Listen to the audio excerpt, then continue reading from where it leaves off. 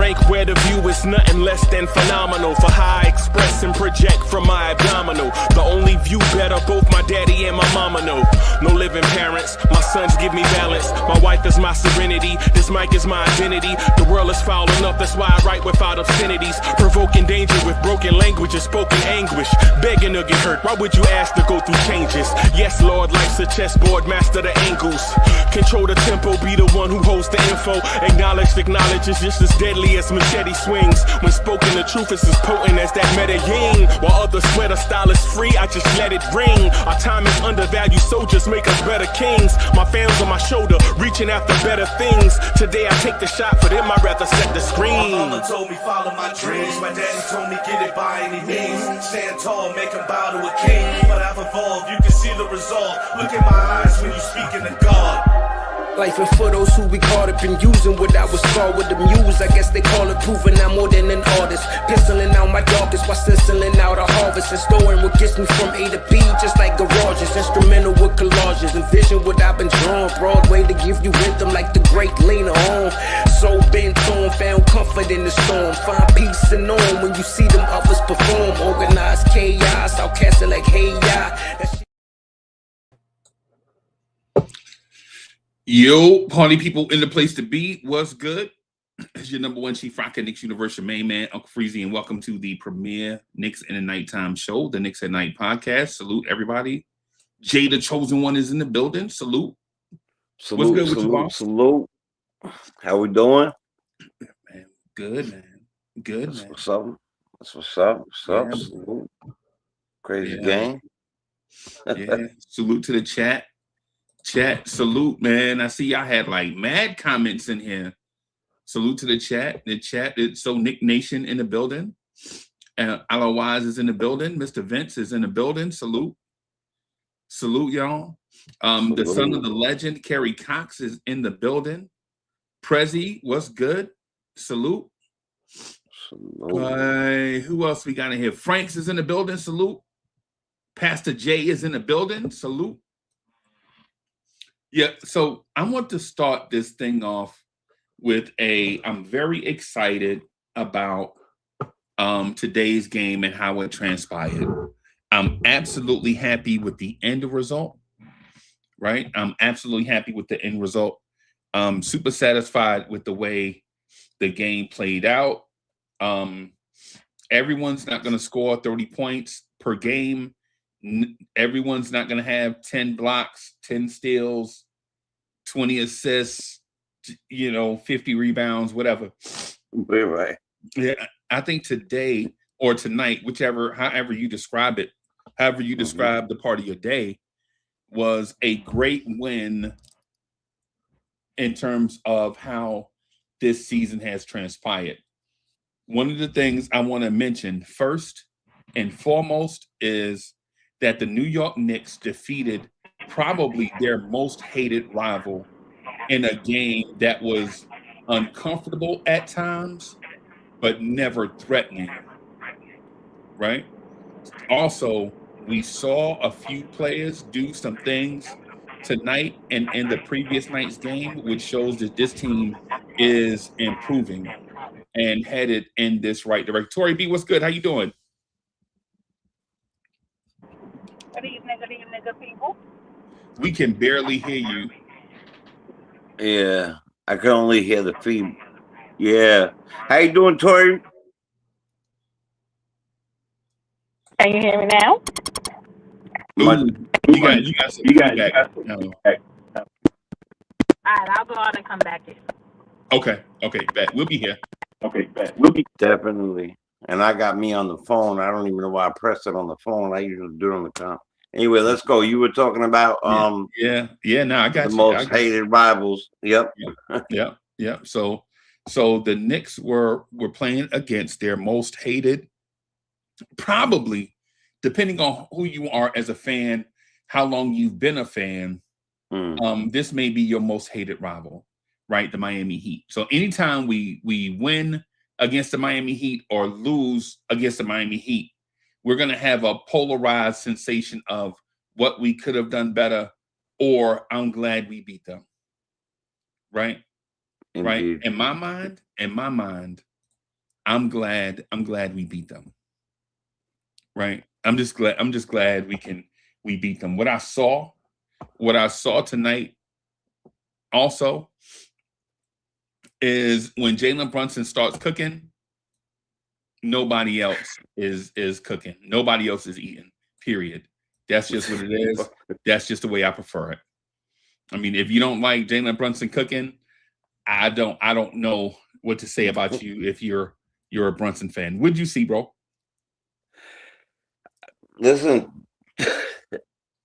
I hated to do this, but I was asked earlier, you know, who do you got in this game? What guy do you think is important in this game? You know what? I said Jalen Brunson. I mean, listen, what guy every time is most important in this game? It's the captain. You don't get you don't get out of the entire league, especially at your height, named the most clutch player of the year for no reason. Right.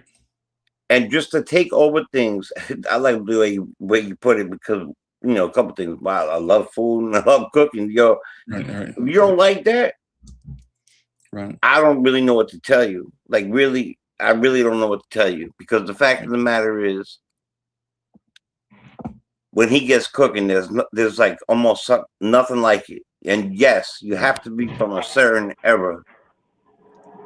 You don't have to be from that era. You have to understand Knicks basketball to understand why that's so important. Right. Yeah. Right. So I'm with you. I saw the same thing as you saw. And it was a very important win, but not just because of Miami, but because we answered back after last time. I think. Right. So it was super important to get back on track. For one. Definitely. Right. So it was super important to get back on track because so I had a conversation with a diehard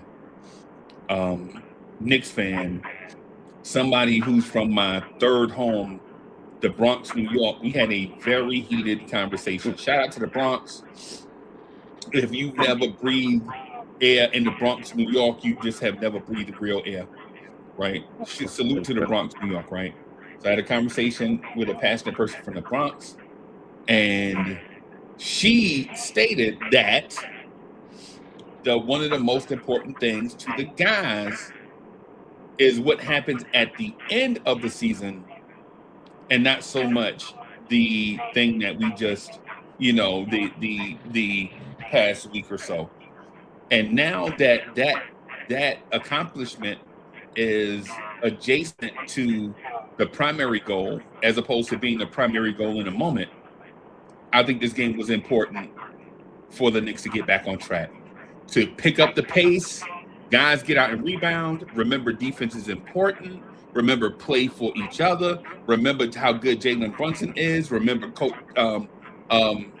trusting the new coaching staff and their tinkering. Remember that there are certain teams that you play that are going to play you in a certain way that random teams are not going to play you. And I can say with certainty, the Miami Heat tried to play us their normal Miami Heat, Alonzo Mourning type of way. The Knicks just weathered the storm. If pardon the pun. Now, in my opinion, if that young guy, that young guy was cooking our big guys tonight. Listen, things happen.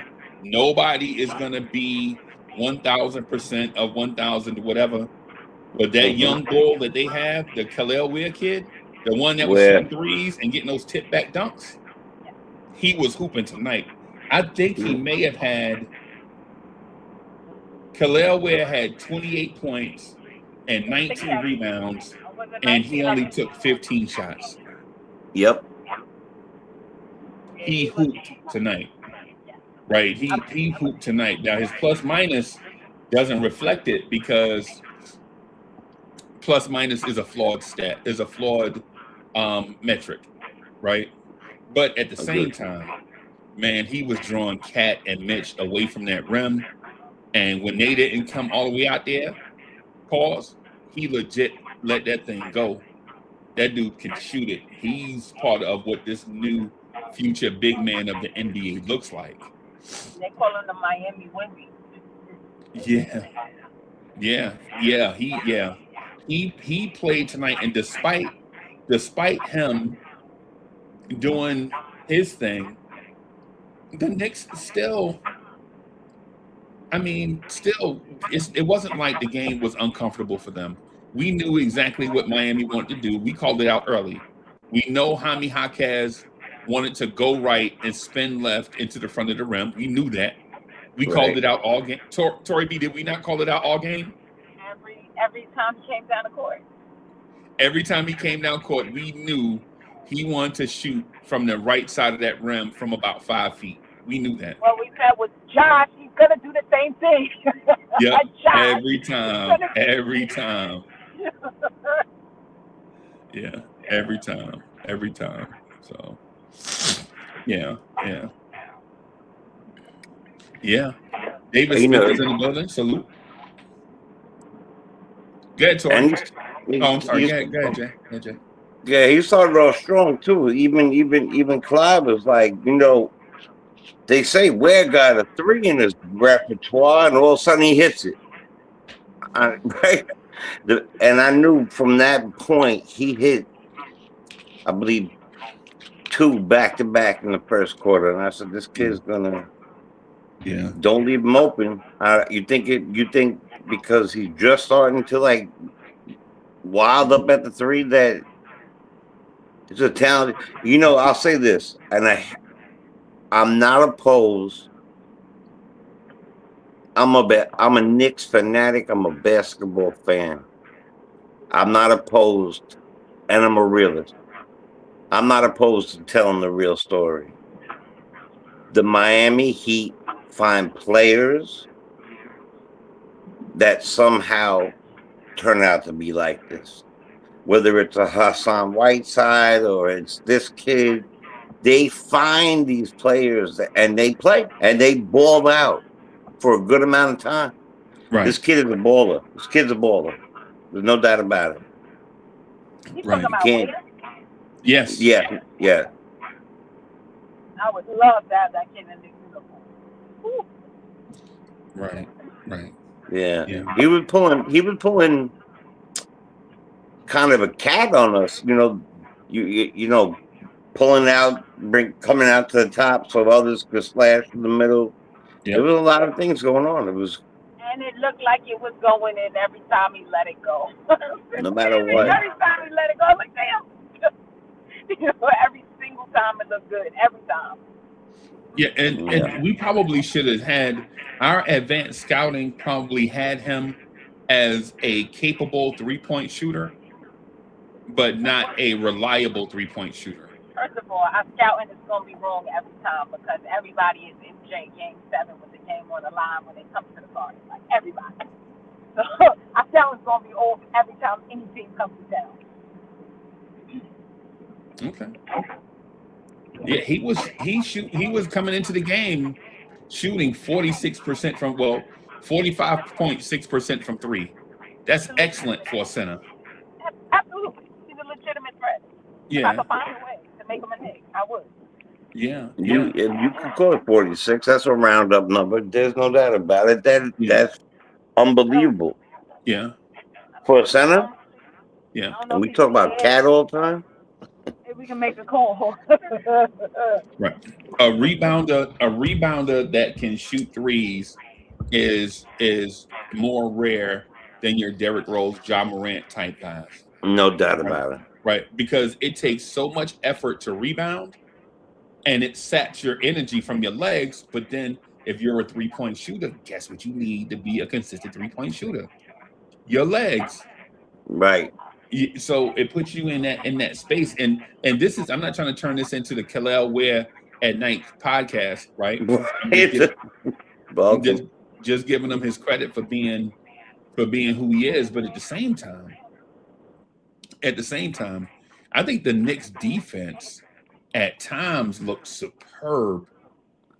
And I'm talking about fantastic. I think some at certain times, during the game, I think their defense looked March ready, not playoff ready, but heading into the playoff ready. Right? You know, because you know the defensive intensity of the playoffs is a different type of defense, right? But I think Completely. this defense looks like it can turn a corner. I want to give kudos to Mitch and Cat, whose defense is on the way. Like, I mean, well, Mitch's defense is there. Cat's defense this season has been good. Cat's We're just saying a lot. Sorry to interrupt you. You're saying a lot. Yeah. Yeah. Yeah. Yeah. Yeah. So he's not doing the same things, right? You notice that he's not doing the same things. He's not reaching. He doesn't have the reaches as much. You know, he's definitely getting in front of you. He's not doing. He used to love to do this, like that. When instead of putting his hands straight up in the air or getting in front of your man, get your horse leg one in front of the other. He's doing all that now. Oh wait! Oh! My guy just tried to sneak something in the chat. Yo, let me. Yo, y'all know I don't do this, right? Like when we on a panel live stream, I talk to y'all, right? Like I'll be talking to Tori B and Jay the Chosen One. I don't really like. I'll see stuff in the chat and I just don't really. But Kerry Cox tried to sneak this one in. Nah, bruh. Nah. Yo, hey, look, this is our man's, right? Yo, this is our man's, like Kerry Cox. This is our brother. We love Kerry Cox to death. This is our brother, right?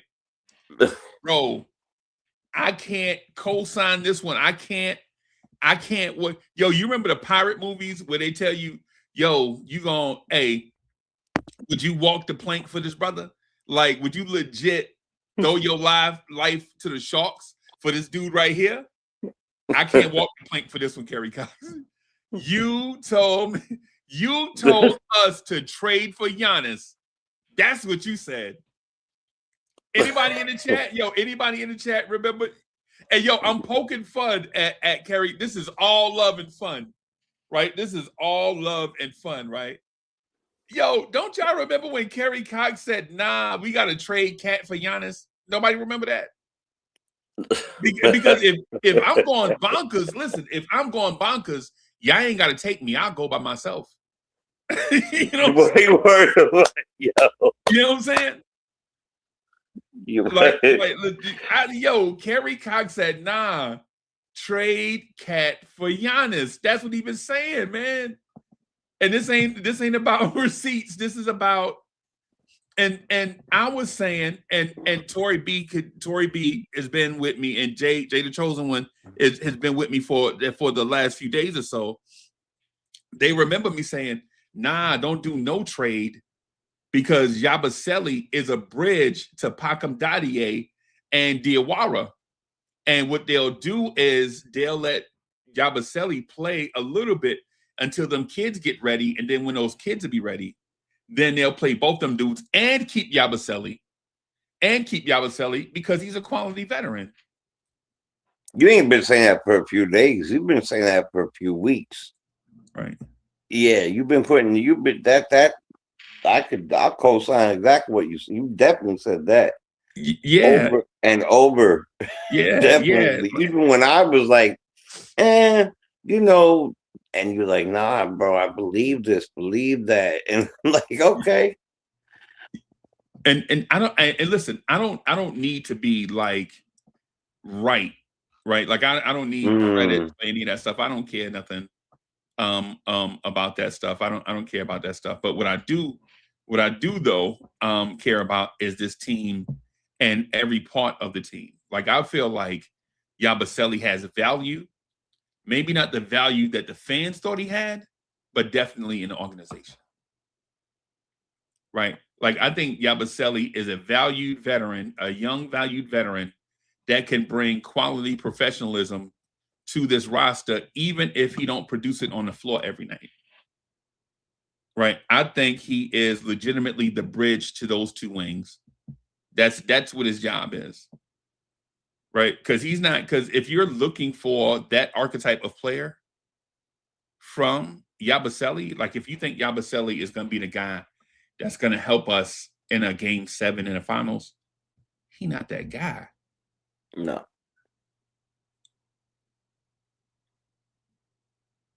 Yeah, I mean, I still think it's time. Time will tell a little bit more of his story. Like let's really think about it. We're winning without him. So is he really a problem? Think about that. Is he really a problem if we're winning without him? It's not really a problem. Nah. So if he can learn, maybe like, look, we're all human beings. They're human beings. Sometimes you get caught up between the ears. I think that's really what's going on with him. But that's my own personal. That's not off the presses or nothing like that. My own personal thought is his game hasn't shown what he really he could do way more than he's shown. And he's human. So it's between his ears. Once it gets out of there and he gets one good night, I think he'll be that decent bridge, that full-time bridge you're talking about. Like, watch him body somebody in a pick one night and feel it, and he'll feel it and be like, okay. Right. Put back like a rebound or two.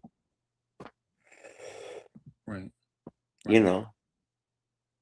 Randall says that he's not a quality veteran. Yo, y'all bugging. Randall, y'all bugging on this one, bro. It's what you smoke. Yeah. Tori B, what do you think about Yabusele?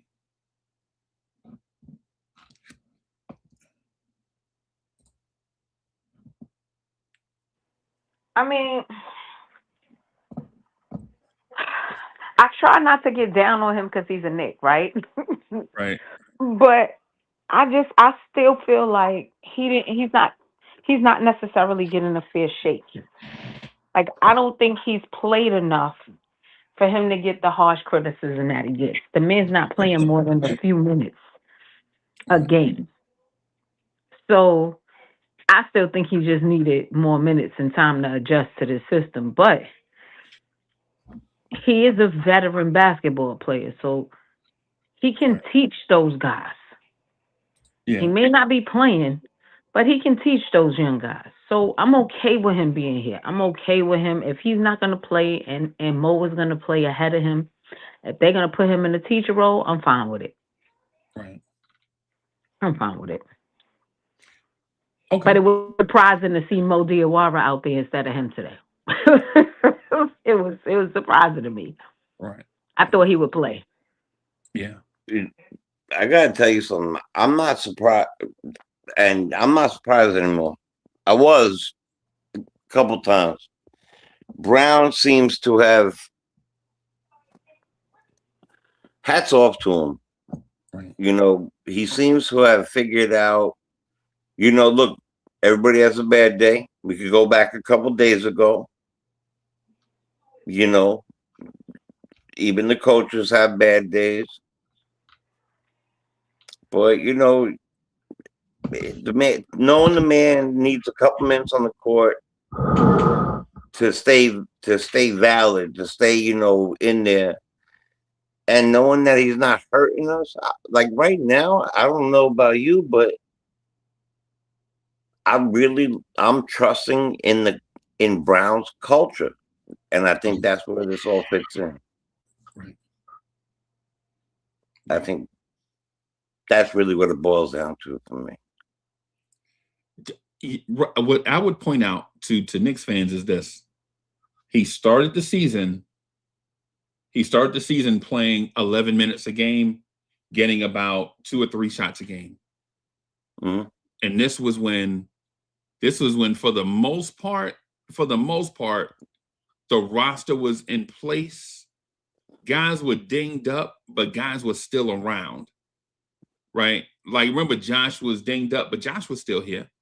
You know what I'm saying? Remember Josh had the back injury late October, mid-October in Abu Dhabi, and then in early when the season started.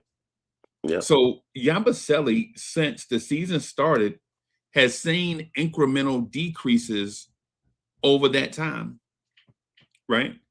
Since the season started, he's been seeing his minutes slowly chipped away at. Now, is that Mike Brown taking his minutes, or is that other guys taking minutes again away from Yabusele? And the thing I would also if it pleases the court, I'd like to establish Exhibit A, right? Exhibit A is multiple Knicks have also missed significant time during this time frame that I established, right? And during that time that multiple Knicks have been missing time, Yabusele's minutes have still been decreasing. Yep. So what that tells me is that Yabusele is valuable, right? He's valuable to the team, but clearly, right? Clearly, there's something going on with his style of play that's not a match. Because if it was a match personnel-wise, I think his name would have been all over the place. Ian Begley wouldn't be able to keep that man's name out of his mouth if it was a personality thing, right? If it was like a personality thing, Yabusele would have legit been everything Ian Begley put out would have had his name in it. Yo, Ron is in the building. Salute. Ron, you got to listen to that new Wale album, bro. That new Wale album is fire, bro. It came out November 14th. But and Alfredo too, bro. Make sure you check out Alfredo too, also. But the Yabusele thing is this: if his minutes are being chipped away, and the Knicks are trying to give minutes to whoever's healthy, and Yabusele can't get them, that says a lot. Yeah, that says a lot. Yeah, it means he came in as a bridge player, but that bridge may be shorter than Mike Brown, Yabusele, Leon Rose, Dadier, and Diawara thought. Don't always make the right decisions, right? Sometimes things just ain't what they seem. Yeah. You just may not be the right fit for this team, and that's sad. Yeah, and a fit how though? What type of fit are you talking about? I don't. He just don't fit into their style of play. And I'm just trying to figure it out. That's not me saying that that's what I think, because I don't see nothing. He come out there the last game, he got off the bench, he hit a 3, and then he got back on the court. Right. I don't know. I think she's out of favor with Mike Brown for whatever reason. That happens sometimes. Where I think I agree and disagree with you at the same time, and we can do that, right? Mm-hmm. Yeah, chat. Like we can all do that in a peaceful way. We can like disagree, but it's not venomous. It's just I agree with the premise. I just see it from the other side of the table, right? And so when it comes to like what Tori B said, I don't think he is like Mike Brown. I don't think he let Mike Brown down in a sense, or Mike Brown has something against him, because if he did, Mike Brown could always staple his rump to the bench and tell him don't move. Right? Wave the flag. Yeah, like, nah, bro, no, you got to earn your way back into. Mike Brown hasn't done that. Nope. Right. But what I do think, though, is Mike Brown is looking for something to unlock parts of his offense and defense, and Yabusele's not it. Like, even though he's a skeleton key, he's not the skeleton key that we need, right? Because he's a big body guy at I'm gonna say Yabusele's 265, just for the sake of conversation. So say Yabusele is 265 pounds. That's a very big center in today's NBA, right? Wemby is 7'7" and probably not 265, right? He's like 135. right. It's not good anyway. Right. But what I would say though is that at Yabusele's 265 or whatever his weight is, let's say it's 265 with an arrow beside it, because I don't want to be disrespectful to Yabusele, right? You nailed it. It's 265 on the dot, brother. Right. What I would say though is, for a guy that's 265 that can shoot threes, you would think there would be rim protection and rebounding and defense that come with it. And none of that stuff seems to come along with it. And listen, I understand that he's new to the system and he's not a guard, right? So guards in a system right? In a system, we would say if a guard doesn't fully understand his role, he's a ball handler. So he'll make a role, right? A guard can make a role, but at the same time, when you're a big person, a jumbo wing, you can't just make a role, because you don't command the game as much. You know what I'm saying? As someone that has the ball all the time. So sometimes you're going to look out of place. Some you want to know, you don't know when to cut, you don't know when to shoot the three, you don't know when to screen. Whereas these guys that have played together all these minutes and years, they understand this stuff because they have chemistry, right? So what I would say is Yabusele, in my mind, has been nothing but professional, and he's still cheering on teammates and all that stuff, being an asset for us, right? At the same time, the on the court stuff, you probably, I think Mike Brown and them are transitioning away from him, because the plan probably has been, in my mind, the plan the whole time was to transition the bench to these kids, Tyler Kolek, Ariel Hukporty, and Mo Diawara and Pakim Danier. I think that's has always been the plan, because your core 6 or 7 guys are set for the next however many years. They're set, right? But you need a relief pitcher to get to your other guys, basically, is what I'm getting at, everybody, to use a baseball term. Yep. I knew you had him with that. Yeah. You know, reminds me a little bit.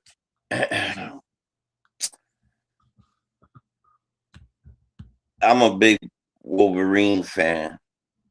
There was this man who was actually pretty highly touted. I think he was picked like 6 in the 90, maybe 98. Tractor Trailer. Remember him? Yeah. His game in Michigan was, they were big. They were almost like the same size, the whole thing. Right. He balled out in Michigan his last 2 years. Yeah. Got pick number 6. And then from that point on, proceeded to get maybe 3-point average per season every year. Once in a while, 5. I got a quiz for you. Do you remember? You know, he was drafted by the Dallas Mavericks. You know, he was traded for, right? Do I know he was traded for the Dallas Mavericks? Right. The Dallas Mavericks drafted him, and Milwaukee drafted a player, and they swapped. Right. Milwaukee picked him up. Right. The Dallas Mavericks drafted him and traded him to Dallas for a player named Dirk Nowitzki. Dirk. Yeah, I knew. Yes. Oh, yep. You would have gave me. Oh, I know Milwaukee's mad. Yeah. They traded. Milwaukee snatched the pick because they knew Dallas wanted Dirk, so they drafted what's the name first, and then swapped them and got a pick from Dallas for Dirk. The same thing with Dallas and Luka. The Atlanta Hawks actually drafted Luka Doncic and traded him on draft day for they swapped Trae Young and Luka for a bunch of draft picks. And if you didn't he like go through the Clippers for like a day too or something like that? There was like some weird thing that happened where he went, but either way, he ended up over there. And by the way, Dirk wasn't even Dallas was smart. They wanted Dirk, but they wanted him bad. Don Nelson wanted him bad, bro. The player that they actually, this is the best part. They gave up just because if you would give me one more second, I swear I'm gonna say Dirk. But they also gave up Pat Garrity. They also gave up there was like another pick in there. All for great Pat Garrity. Yep, Pat Garrity. Let me see something. I know Pat Garrity had a little hops too, a little bit. Yep, he had some hops. That's what I'm saying. Yeah. Well, and then look, in addition, Garrity was then traded to Phoenix for Steve Nash. Wow. How about that? Pat Garrity must have some value. That's what I'm saying. Yeah. And while Trans was struggling, in addition, Garrity got traded. Wow. Well, and so on, but on the Yabusele point, the Yabusele point, yeah, man, his shooting is way down, right? So he went from a guy that shoots about 48% from the floor. With the Knicks, he's shooting 39% from the floor. Yeah. Right. Before the Knicks, he was about a 36% free 3-point shooter on like 2 attempts a game. Right now it's at 31%. He's shooting 60% from the free throw line. So I think the thing with Yabusele is not that he's trash. I don't think he's trash. Right? I do believe he's struggling. And he's been struggling. Clearly, he's a quality NBA player. Right? Clearly. Right. But at the same time, you know, guys sometimes need to reset themselves. Right? And I think if we're patient with Yabusele, we could just get like just be patient with him, because if he's the bridge, then he can get his confidence back away from the court. And then when he gets back on the court, man, then he'll be able to do the things that he normally does, in my opinion.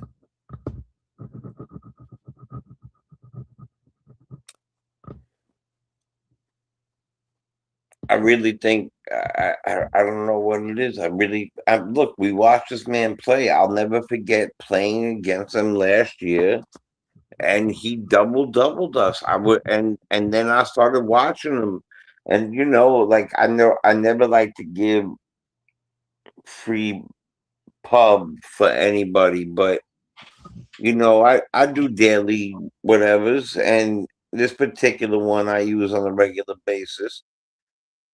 Right after Yabu did that double the Knicks, I started using him all the time because he was cheap. And he was doing it, and he was playing fine. I think it really in the scheme of things, it's something going on between his ears. It really is. And I, you know, look, at this point too, how much time do they got to practice, right? So he's not going to show a ton of people like, look, here I am. I'm gonna do what I could do in 3 minutes if he gets taken out. Plus, not for nothing, if you're not going to get any burn, let's say in this cup game, and then you come out and we really need you to come in. OG not having a good game in Indiana, could have used you there. You know, he's got to get it to a point where it's on him to prove it. It's on him to prove it. Right. That's all I'm saying. I don't think that if he was trash, there's no way that a team that is cap clipped is giving that much money to this man if he was so trash. The thing about it, man, is this: if Yabusele is trash, it's not even an indictment on him. It's an indictment on the front office. Now, granted, they're not going to get everything right? No one is going to get everything right. But Mike Brown, Leon Rose, the coaching staff had to agree to, like, hey, this kid Yabusele, what do y'all think? I like him. Yep. Someone there had to say that. You're not going to bring in a player that's unseen and that you don't like. 100%. This man plays all over the world. Don't forget, he plays all year. Yeah.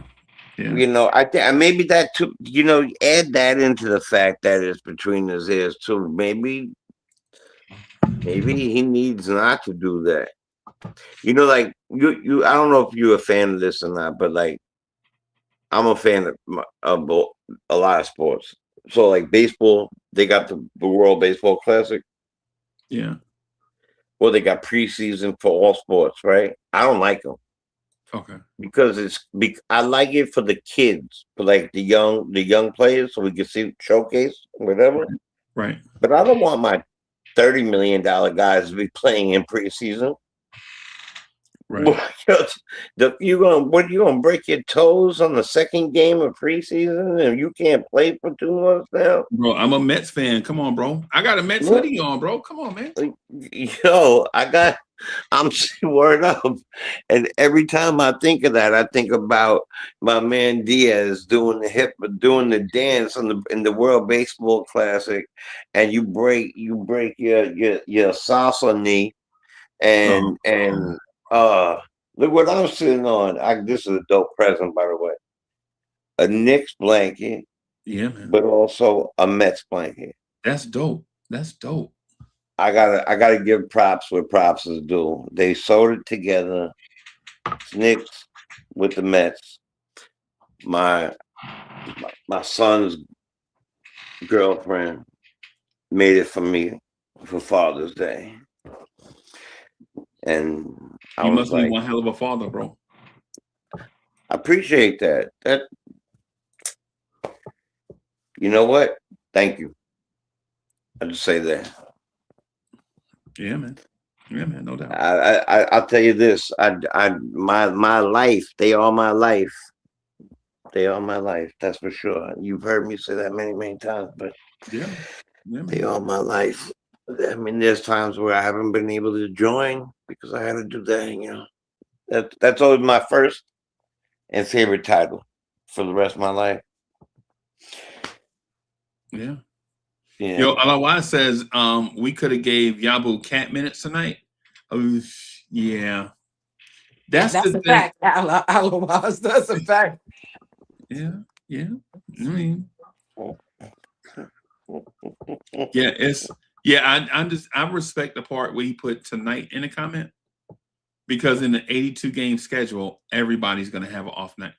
Some would say that we could have gave Dink Pate, Jalen Brunson minutes Friday night, right? Because you would have said that. No, I wouldn't. You know, I love Brunson.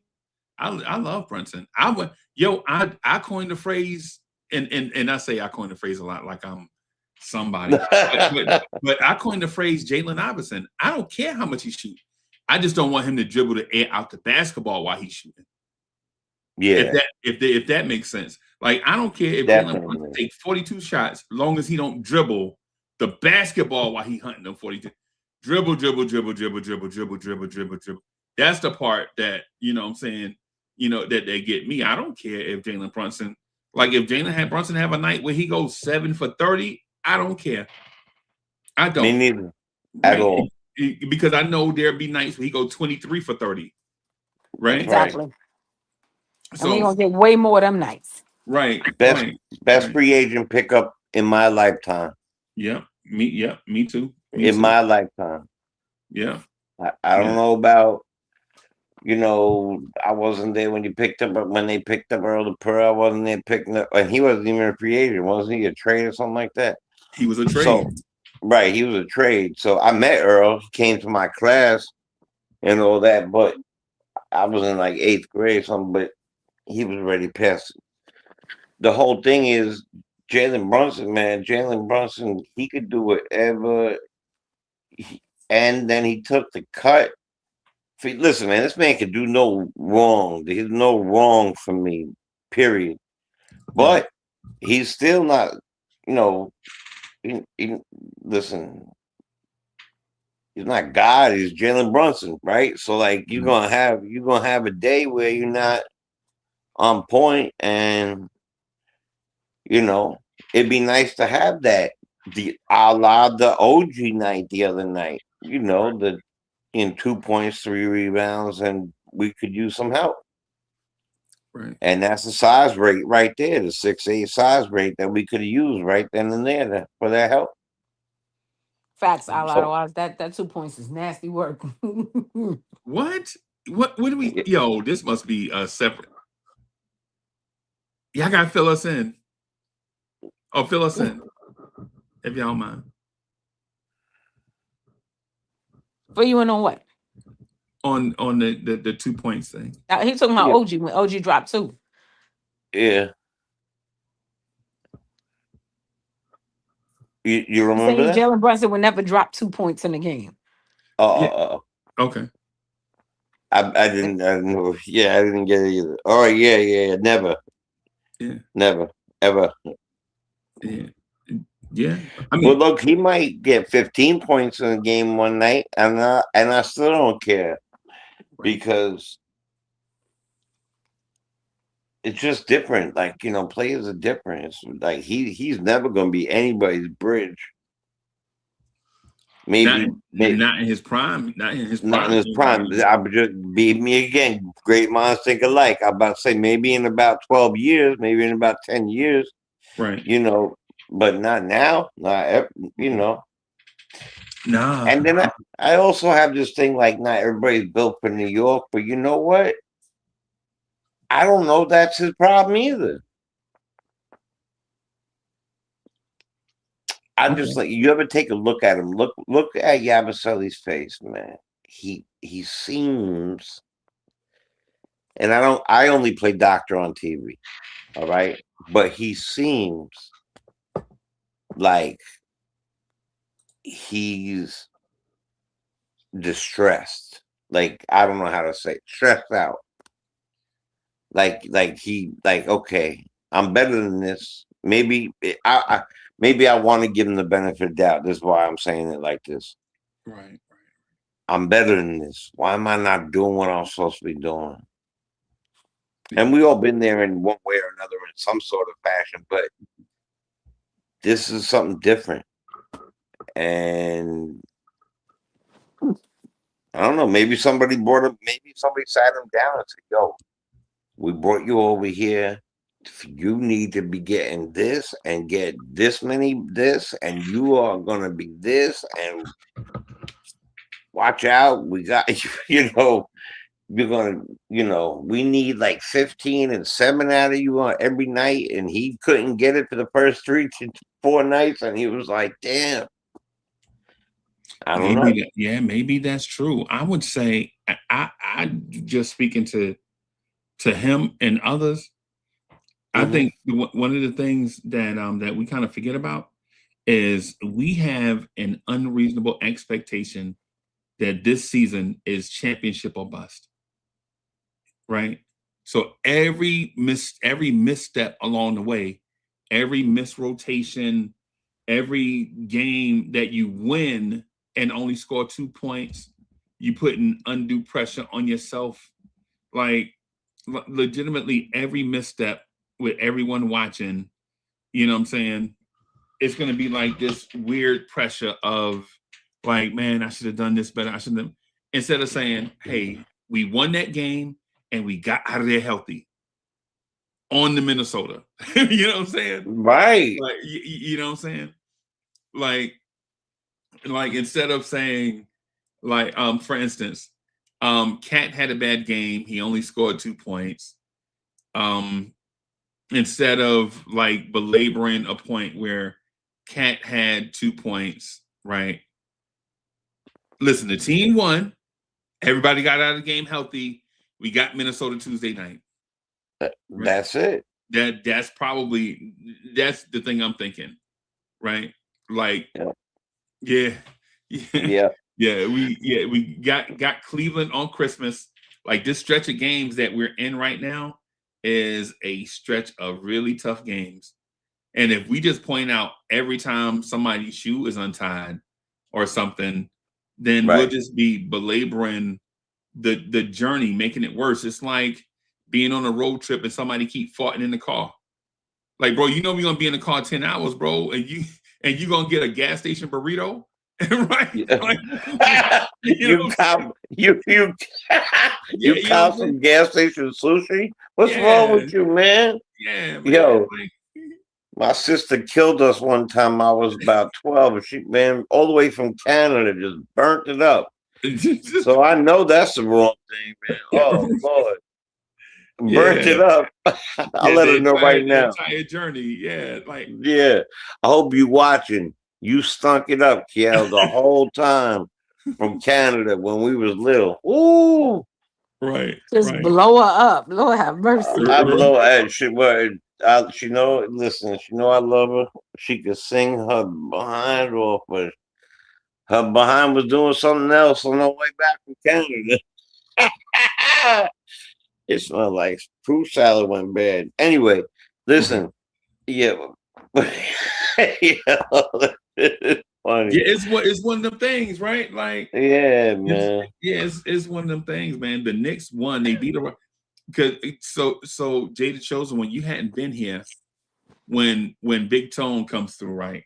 Big Tone, that's my brother, right? But he's a Miami Heat fan, and he's got his own Miami Heat channel. It's busting. It's every time you go in there, it's lit. Like he just telling people all this stuff, man. And so occasionally he'll come over here when the Knicks play the Heat, win or lose. Whether the Heat win or whether the Heat lose, he show up, right? And so he would come over here and just blister the Knicks fans, right? Like, and his comment be like, well, if you mad, why don't y'all trade somebody? Right? Like, because you know that's like the Rock, that's like legit the Rock in our shoe. Like, no doubt about it. If the Knicks go 81-1, the one loss, we're gonna point it out and try to trade that person for Michael Jordan. For that day. Right. Yeah, right. And it'll be the most uneven pick. The guy make $1 million, the guy make $1 million, and we somehow need Giannis for that guy. That guy.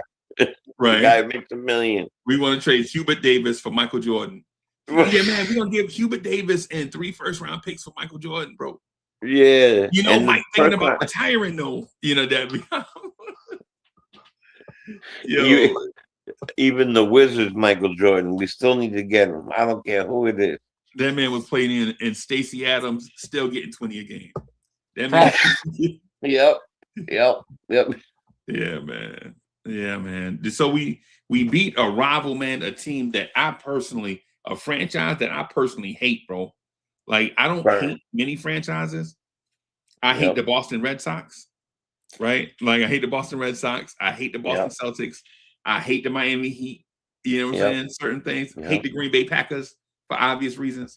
But, you know what I'm saying? But I hate the Phillies.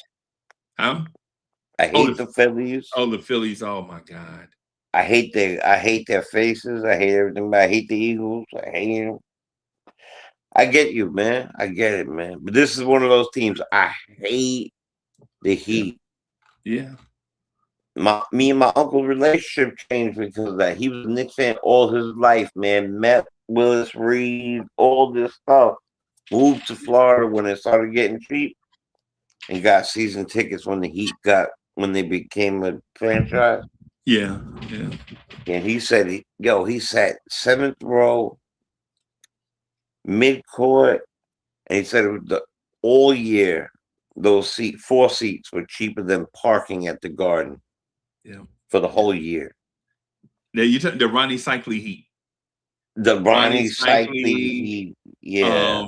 Who's back then? Yeah, Billy Owens. Haslam still had to be there. He was always there, right? Yeah, he was always there. He was probably born. He was always there. He was born with a Heat diaper on. Born with it. Yeah.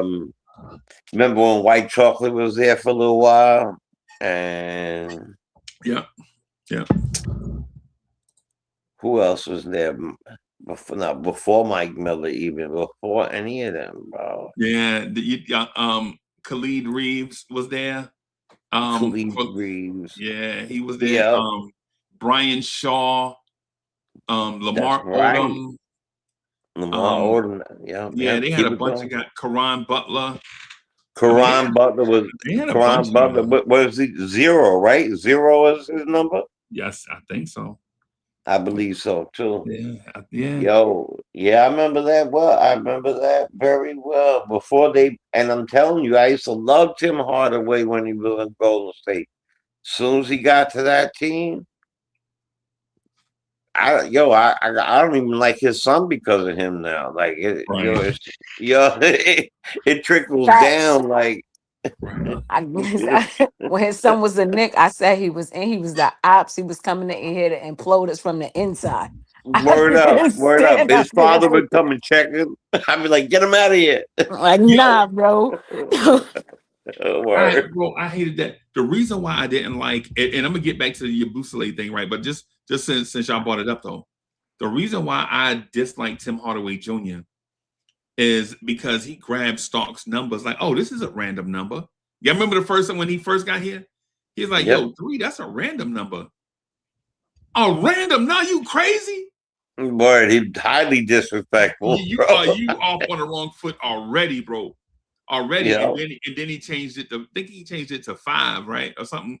But the thing is with him 15, I think, maybe. Oh, but yeah, you're right, somewhere around there. Yeah. So my thing was with Tim Hardaway, and I know this is front office stuff. We had a point guard that could jump out of the gym. Harvey Grant's son. I don't know if y'all remember Jerry and Grant. Yeah, I remember Jerry and Grant. That was Harvey Grant's son. Yeah, it was. It was what? Is what's his face's nephew? Horace. That's Horace's nephew. Horace, yeah, that's his nephew. But Harvey Grant played in the league too. He played for the Wizards. Yeah, right. Yeah, he was good, but he wasn't as good as Horace. But he was good. But he was consistent. He kind of like Jeremy Grant right now. Yeah, agreed. I agree with that. 100%. But the thing is, with Jerry and Grant, he was probably the most athletic point guard. Well, no. Michael Ray Richardson is probably the most athletic point guard we ever had, right? But in terms of explosive, Jerry and Grant was probably the most explosive big point guard we ever had, right? Blazing fast, super quick, good defense, smart kid, all that stuff. He just couldn't shoot, right? Remember he had his rookie year. People would leave him so open, you'd be mad. Like, yo, y'all know how Josh Hart. Y'all remember how Josh Hart used to frustrate us when he wouldn't shoot? Jerry and Grant would do that, right? Yeah. That dude legitimately had all of the physical traits, all of them. Long wingspan, super tall. I think he was like 6'4.5", 6'5", very smart. Went to Notre Dame. You know what I'm saying? With Mike Bray and them, when Mike Bray was at Notre Dame. I don't know if he's still there now. There now or not. But very fast, very coachable kid. He just got to the NBA and get the yips. Y'all know what the yips are, right? I'm about to say the yips. He had the yips. Yeah. He had he. If you remember this, he had a problem at one point where he would get the ball, and because he's so yippy at that point, he would be wide open and hold it Yeah. until somebody else got open Yeah. and pass it. Yeah. Yeah. And he's the point guard. I So love that kid, bro. I was excited to get him too. I won't lie to you. I won't lie to you. I thought he was going to be the future of Knicks basketball, but we had him for that 1 year, and he okay. So that 1 year we had him, he shot 39% from the floor and 22% from three. That tell you how bad of a shooter he was, right? He shot 78% from the free throw line, though. That lets you know, like, he just had the yips. Chat, anybody in the chat, y'all remember Jerry and Grant? Jerry and Grant was the piece that we moved for Derrick Rose. Y'all remember? Yep. Do y'all remember the Derrick Rose trade when we first got Derrick Rose the first time? The piece that was in that move was Jerry and Grant, and it broke my heart in a million pieces. And even though I love Derrick Rose, man, I'm still sweeping up the pieces of my heart, man, from the Jerry and Grant trade, man. Because you get a guy, you like, yo, this is the archetype of player at this position we've been looking for years, and you finally get it. And he was on the struggle bus. He just couldn't shoot. He was, and he was super athletic, man. Like when I was excited when we had like people talking about crossovers and like when Rod Strickland was there, and at the same time with Mark Jackson, like this kid had different athleticism. Those guys were technically good. They knew how to play the game of basketball. This kid knew how to jump, he was just fast. He was good. And I remember being a little, because you remember, like the uncle was on the Bulls team and and all that stuff. So I was iffy when he came in because I'm like that, just like I was when Tim Hardaway got here. But when he came here, I was pulling for him. He's a Knick now. Well, didn't work out. Didn't work out. Yeah. Now I'm thinking of Rory Sparrow. Yeah. Good. Sorry.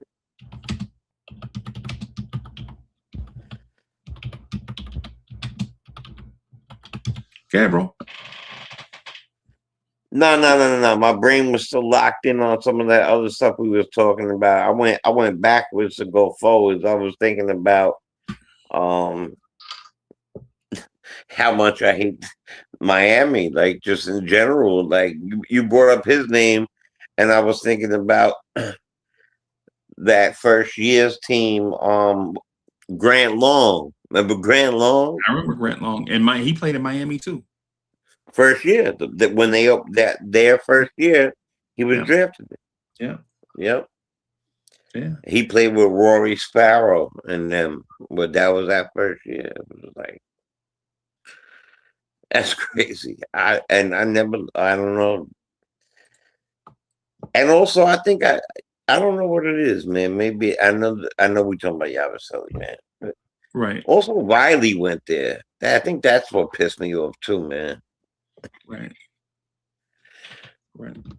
Way off traffic. Way off.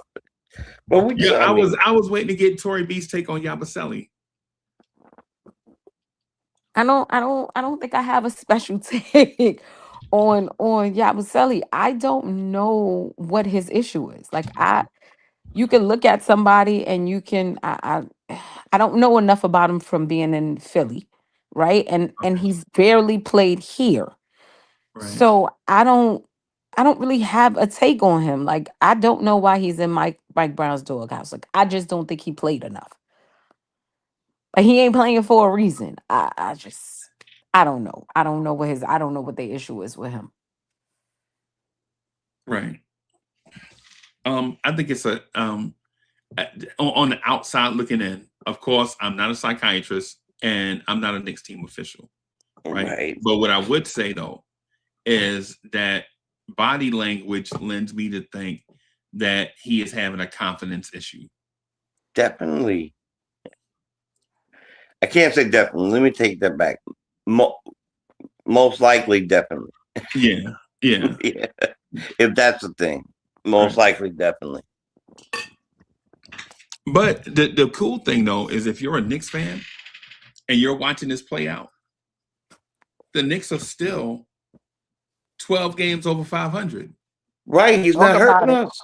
Yeah, so he ain't really hurting nothing. Like, was he Right. hurting? That's what I'm saying. Like in the grand scheme of things, I hate saying things like it don't matter because he's a body and he could have been somebody else, Right. but it don't matter.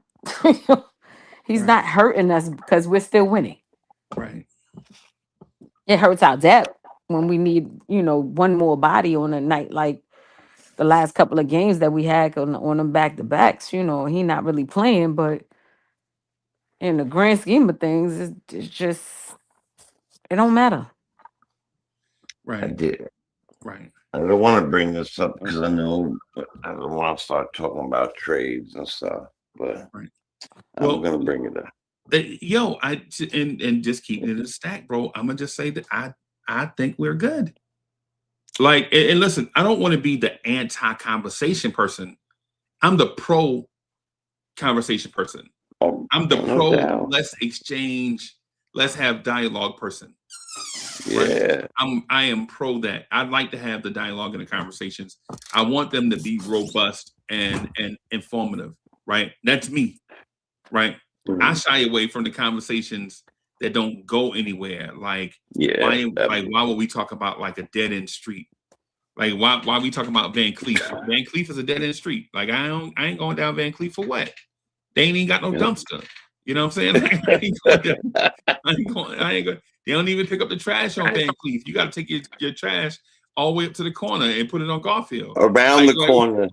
Yeah, like why would I talk about Van Cleef? Legit, you live at the end of Van Cleef. You got to put trash in your car, take it to the corner, take it out your car, put it on the corner over by the bus stop. Why am I talking about Van Cleef?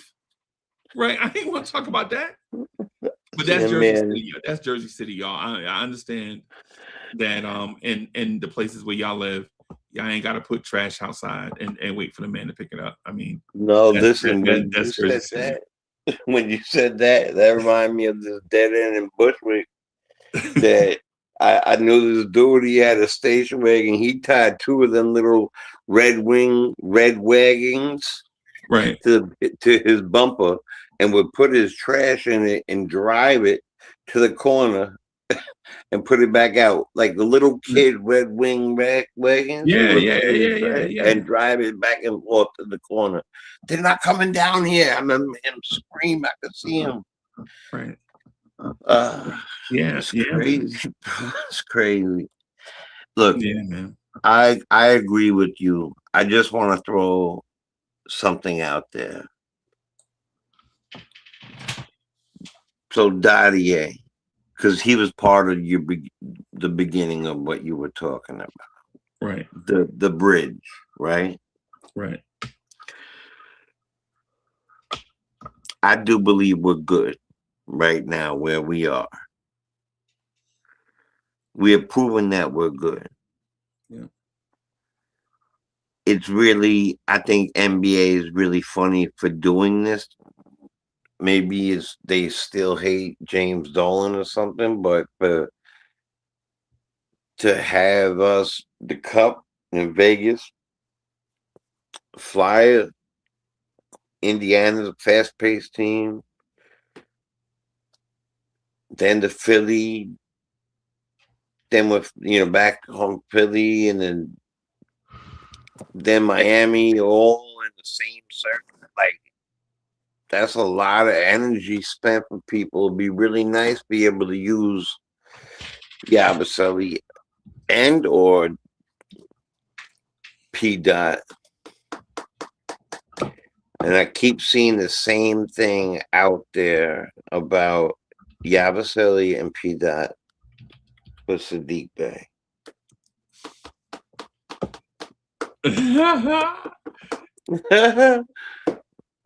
No? No, I don't know. No. No. Okay. I'm torn, but I do get you. That I get.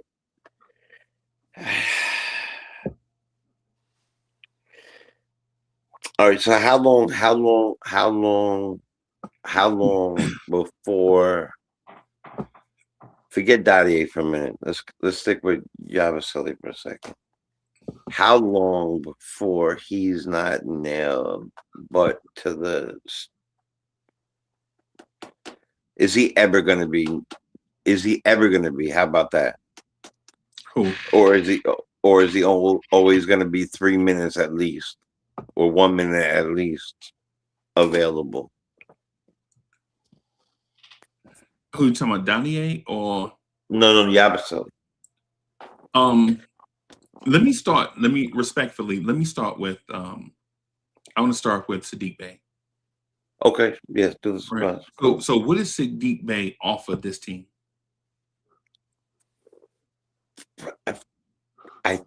In my opinion, Right. what they thought Yabusele was going to offer this team. So Sadiq Bey would offer third string center minutes and jumbo wing 3-point shooting.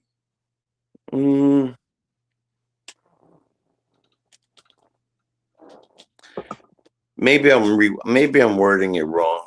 Maybe I'm talking about the numbers, not the numbers, but yes, the numbers.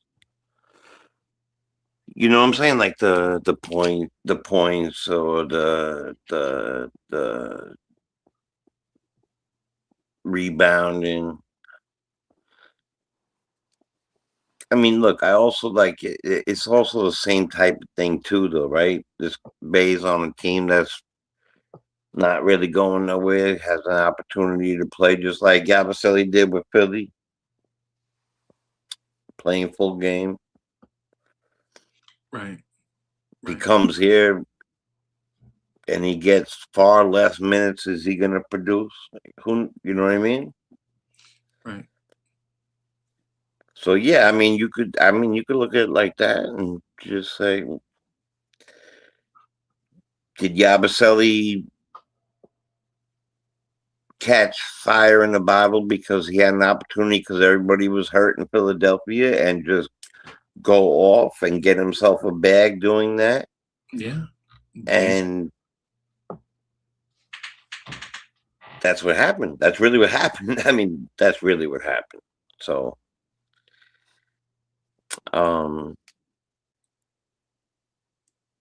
So basically, let's not rush and make the same mistake twice.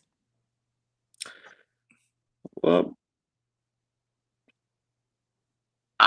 Is that where you see going, that. Freezy? No, I have a separate thought. Okay. Yeah, I think that he would score here, Sadiq Bey. But I think that they're different people. It's not. I wasn't trying to compare them as what we were trying to get out of him. They're different players. They're very, very different. Right, very different players. Yabusele, even in his out of shapeness, is still a better athlete than Sadiq Bey. Right? I could agree with that, definitely. Sadiq Bey is, I think, wouldn't like it here, in a sense that he'd go from scoring 14 points a game on a team that has no idea what they're doing to come in here and be in the fourth wing, because there's no way Sadiq Bey is going to come here and play over Bridges, OG, or Josh. That makes him the fourth wing. Right. Right. Now, here's the thing. If he does come here to be the fourth wing, all the romance that we had with those sprinkling of Huck Porty and Diawara minutes, that's out the window. Period. Like, these dudes legitimately are going to be in that trade or stapled to the bench. Because you don't make a trade for a guy to bring him here to sit the bench. That's stupid. Yeah, right. That would never happen. Yeah, right. So for one, all the people that talk about what Dink Pape is doing in the G League, Dadier is soft, Diawara needs minutes, Huck Porty needs, all them conversations is out the window. Because you just brought in Sadiq Bey, and he's a veteran, right? He's a veteran, and he is gonna want minutes and playing time. Right, and he has another year on his contract. Yep. Right. So all the stuff that we've been saying in the chat, you can throw all that stuff out the window, because he's going to come here to play. Right? He's going to come here to play, because you don't go through the whole rigmarole of doing a trade to go get somebody to do all the money match and all this stuff to bring him here for him to sit. You ain't ready to go through all that stuff. Right? Now here's the thing. Here's the thing. Here's the thing that goes along with. When I ask, and I'm talking about the basketball heads that know how to draw up plays and know the ins and outs of basketball. I'm not asking y'all, because y'all will find a way. But for general fans, if I ask y'all, what does Sadiq Bey do?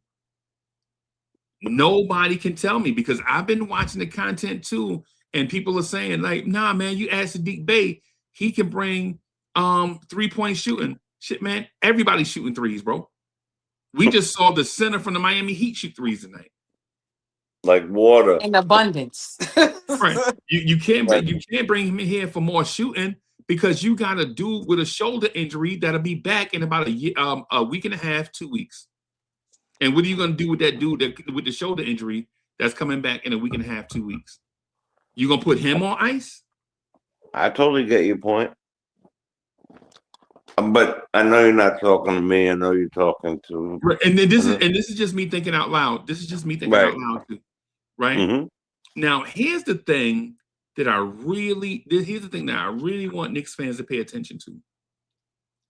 The Knicks have not. This is not a new situation for the Knicks. The Knicks have been in this situation before, when they feel like they're a championship contender.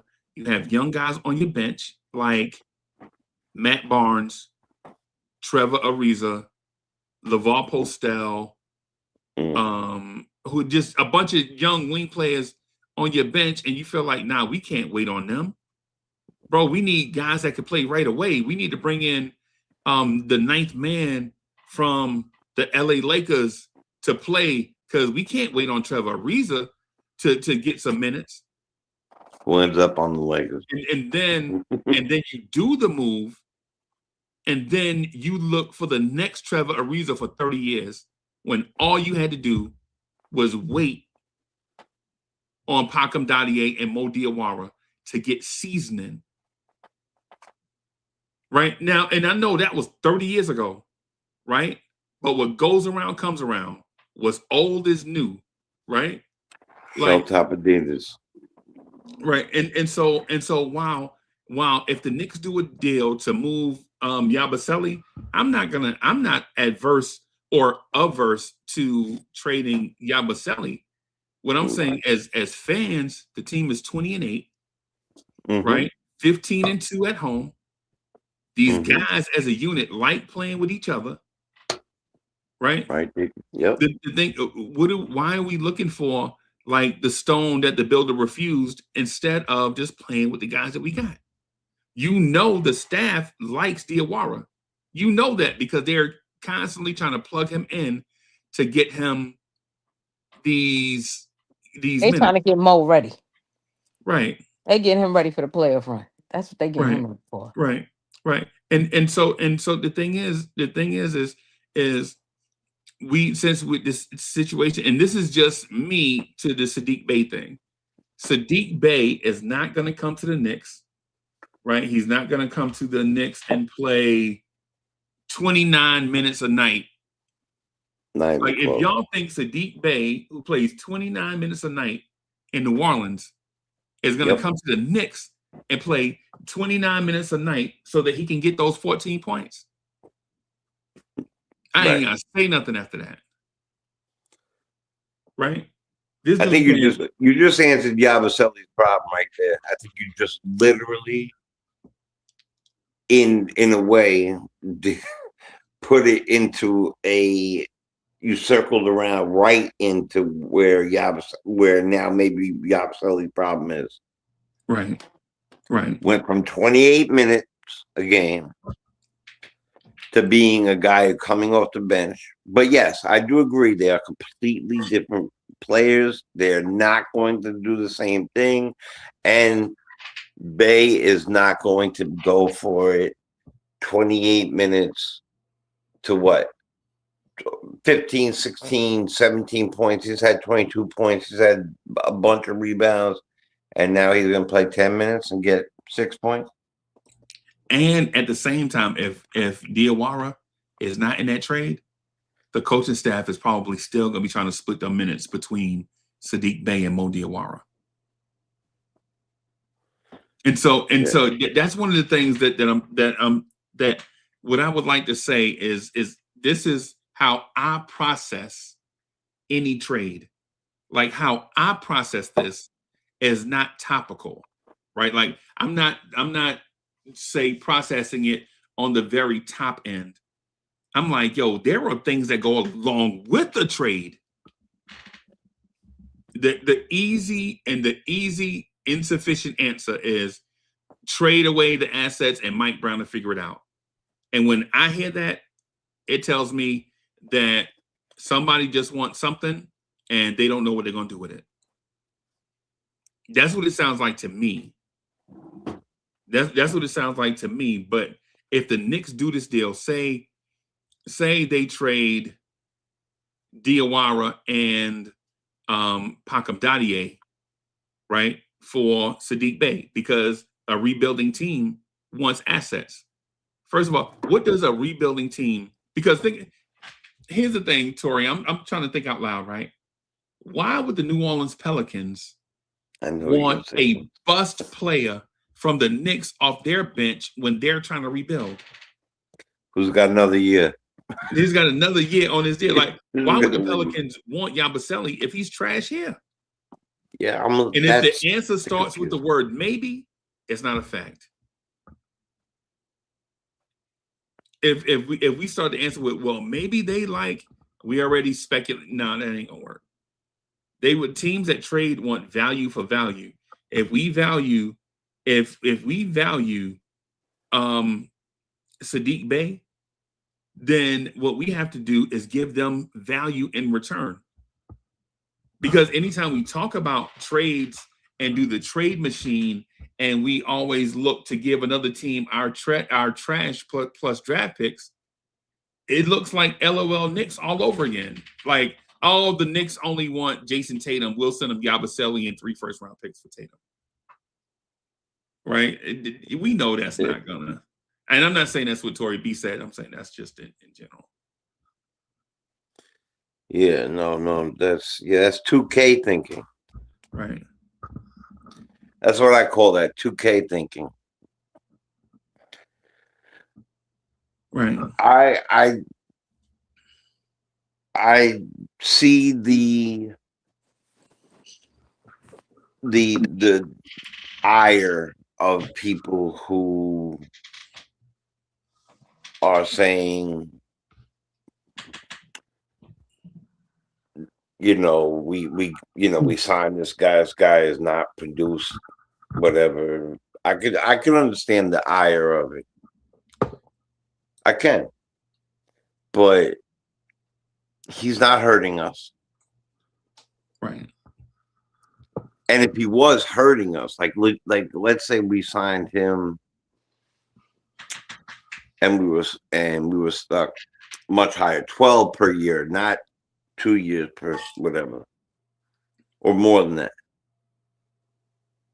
we'd be in hella trouble, because that means that they would be trying to force him to play at least 25 minutes a game, no matter if he got 2 points every night, no matter what. So it's not even like that.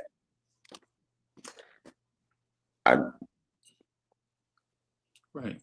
I hope that he cleans his. Listen. I'm a Knicks fan. He's wearing a Knicks jersey. I did see this thing in a couple places, so I brought it up. But he's a Knicks fan. He's here. They're completely different players, and I hope he does well. I mean, can we agree on that? That he gets better and he gets like kind of cleans it up. Hey, well, let me do this then. Let me do this. Let me be a smart ass for a minute. Sorry, but hey, can I be a smart ass for a minute? Y'all mind if I be a smart ass for a minute? Who's gonna stop you? See, I don't know. I'm asking respectfully. Okay. I'm I asking, appreciate you. Yeah. I'm asking respectfully. I know I keep it. I mean, keep it above board and all that. Yes. Do the Sadiq Bey trade if you want to. Then do the Sadiq Bey trade, and then on the second half of those back-to-backs, when Mitch is sitting, and Cat have a bad night or something, and the backup 5 is Sadiq Bey. Everybody in the chat that was talking about trade such and such for Sadiq Bey, y'all better stand up and support the hell out of Sadiq Bey when he be playing center. That's all I know. Because if he's on the bench and Porty is playing over Sadiq Bey, then y'all made a trade for nothing.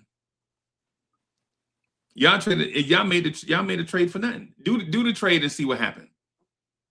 Right? Do the trade and see what happened. Because Sadiq Bey get here and Landry Shamet sitting on the bench ain't getting no burn. And y'all like, yo, man, nah, man, we got to. Nah, bro, y'all said y'all wanted Sadiq Bey. Right? Now a dude that can shoot is on the bench behind a dude that just shoots. He's not a shooter. This dude is not a shooter. He's just a guy that shoots. Right? It's the difference between being a sniper and somebody that owns guns. That's a fact. When Sadiq Bey get here, and whoever you moved, say for the sake of argument, it's Kolick, Dottier, and Diawara. Let's just say the Knicks play it safe because they want to keep a backup 5, but then you send money to make the money match, right? Diawara, Kolick, and Dottier to make the money match. Since we can't wait on the kids, may as well trade them, right? Put all of them in the trade for Sadiq Bey, and then he get here. Now your depth is gone. You got a guy that shoots the 3 worse than Josh Hart, right? He's not even a Josh Hart level 3-point shooter. He's not an elite defender because he's not athletic enough. The dude we're talking about trading for is Kyle Anderson. That's basically who Knicks fans, and not my chat, not this chat here, but I've been seeing them a lot of places. Basically, we're saying, hey, man, let's trade for Kyle Anderson. Stop it. That's basically. I've never even seen that. That would kill me. Now, and so, but my thing is I'm not opposed to the Knicks making any trades. I'm saying I would not make a trade. But if they do make a trade, like I told Coach 2 weeks ago, the only option out there that makes sense for the Knicks is Jeremy Sohan. That's the only player I believe. If if the Knicks tied me to some railroad tracks and the train is coming and they made me do a deal, Jeremy Sohan is the only one that I could see making a trade for, because he's a 6'8" ball handler that can guard 2s, 3s, 4s, and 5s. Right? He handles the ball like Diawara right now. The year that they were tanking for Wemby, he played point guard the entire season. The year before they had Wemby, remember they had to tank for Wemby. Yep. They had to tank for Wemby, right? The year before they got Wemby, Sohan played point guard the entire year at 6'8", 230, whatever he is. Right, because both point guards went down. You're right. Yep. You're 100% right. Yeah, remember they Fox. traded one. Remember they traded one for 3 first-round picks. Yeah. DeJounte Murray. Yeah. So now would I like listen, like am I gonna like beg for Jeremy Sohan? No. That's not what I'm saying. And to be clear with everybody, I feel like we should not do a trade. You lost me at Colic anyway. Yeah. You lost me as soon as you put that there anyway, so I was good. But anytime you do a barter, both sides want to win for the most part. Right. They want what they want if they're gonna give what we want. Of course, that makes sense. I asked the guy one time, this is maybe 3 years ago. I was looking for a beat for the Knicks at Night podcast, right? And I was like, yo, man, I'm looking for some beats, man. I want to get somebody I know to rap on it, just for like 45, 50 seconds for the intro. And he was like, yeah, I got some beats. He said, I was like, man, what is this? You trying to get me on some Fushnicken beat, bro? And nowadays, making them like matter of fact, it was the year. I think it was the year we signed Jalen Brunson, right? Like, bro, you trying to sell me Fushnicken beats, bro? It was probably Chip that you were talking to. It might have been Chip. Who knows, right? Right. But then he was like, "Oh, you want my best beats?" I was like, bro, why wouldn't I want your best? And when he told me the prices, I was like, nah, dog, I can't. Did he let you hear it? Yeah, he let me hear a couple of beats, and they were fire. The channel, this channel doesn't make like money. Like, you know how you turn to Knicks Film School or whatever, and as soon as you turn on, it's like super chats all up and down the screen. They selling merch, they got sponsors, they got all this and that. Like, this channel, for the most part, most of the stuff I be like, paying for it, like whatever. That's not the topic though. What I'm saying is the channel gonna have to pay for itself, right? Basically anything we get, right? So but my thing is, when you barter, both teams want something of value. You ain't just gonna give Yabusele to the what is it? I need it. Which camera producer? Which camera? I'm looking in this one. Okay. What would New Orleans want with a 6'7" overweight power forward struggling on an NBA floor? Why would New Orleans want a overweight 6'7" forward with offensive skills that's not producing on the floor? What are they trying? They trying to rewrite history or something? What is this? What I mean, it boggles my mind sometimes. Like the thought process. Why would they want Yabusele? Yabusele don't even want Yabusele right now. And if that's the reason why we're trading them, why would they want him? Don't they struggle with that right now? Yep. And it's not like he's coming off of expiring or anything like that. That's all I'm saying, man. But the Sohan thing, if they tied me to the railroad track and told me I had to make a trade, the Sohan thing is the one that I would consider, because in theory, you would replace a 20-year-old or two 21-year-old athletic wings with upside as defenders for a 22-year-old athletic wing with proven defense that's already been coached in a stable environment before you got him. Right? A very stable environment, matter of fact. Well, that's my thing with the trade. And I know I'm tripping about the trades because as a fan base, all fan bases want to see trades. I'm waiting for the Mets to make a trade right now, bro. I don't want to talk about that right now. Yeah, I know. It's like an hour and a half long. My brain will start frying a little bit on the right side. My left eye might start twitching. Right. Yeah, what are they waiting on? Like, Jesus Lord. Look, I'm holding my blankie, like Linus. Look. You know. Right. Yo, come on, do something already. How you gonna spend $1 billion last year and you ain't doing nothing? Get out of here. Yeah. Oh. And so for the record, I'm not knocking Knicks fans' stance. The Sadiq Bey thing, though, is super questionable. And I don't know. And as a content creator, if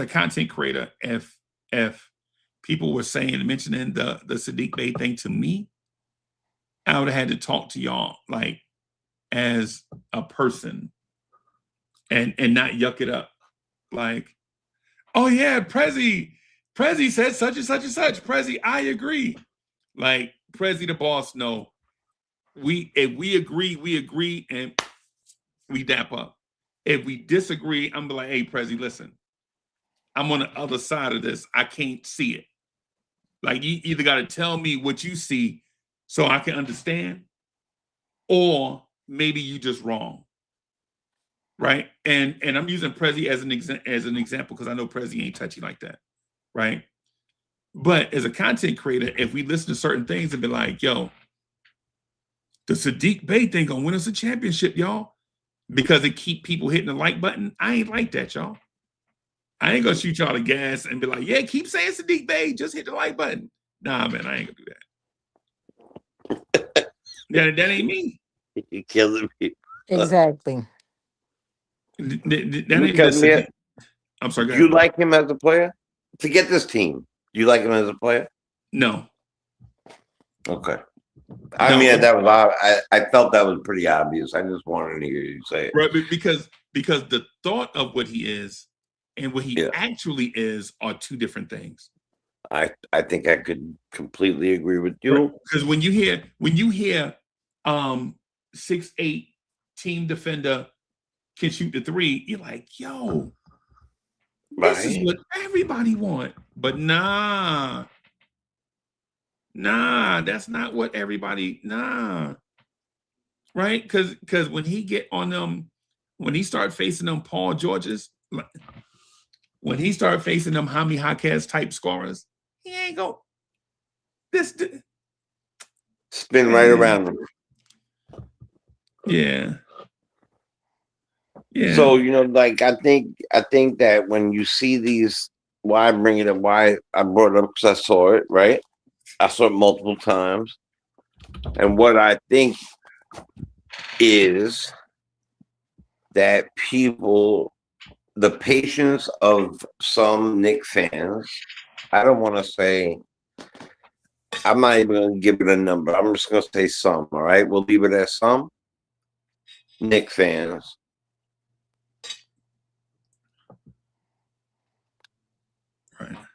are, it's hurry up. How do they say that?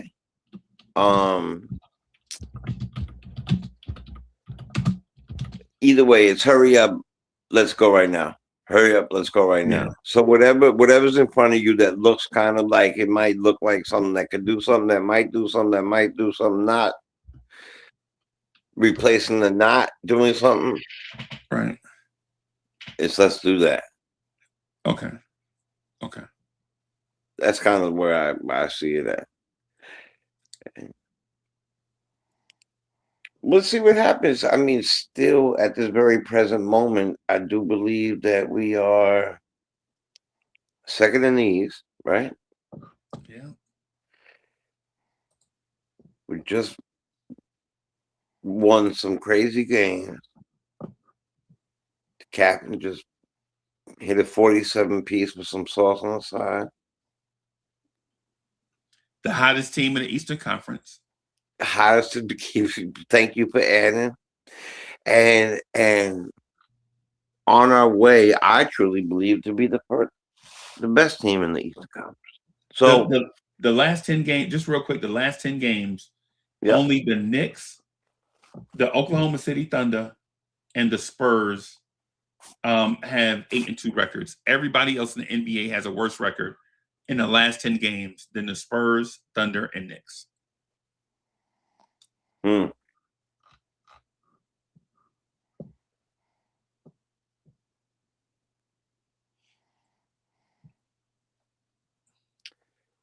Tell you, man, if this man goes out there one day and just puts back a few put-back rebounds, gets the game-winning shot, some silly whatever.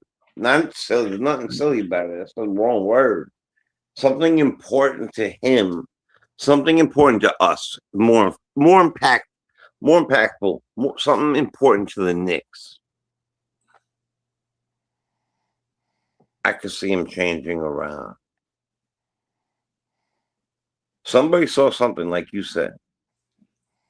People who are paid to see things. Because they could have went out there and signed other people or figured out something else. So now, if he doesn't do anything, he'll be that bridge. Right.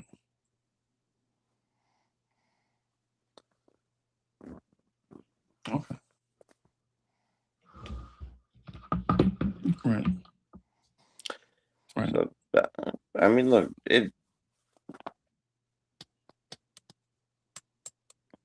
I know when DOR took that shot from that three there, he looked mighty confident. Yeah. No wasting time. Give me that ball. Shoot. Right.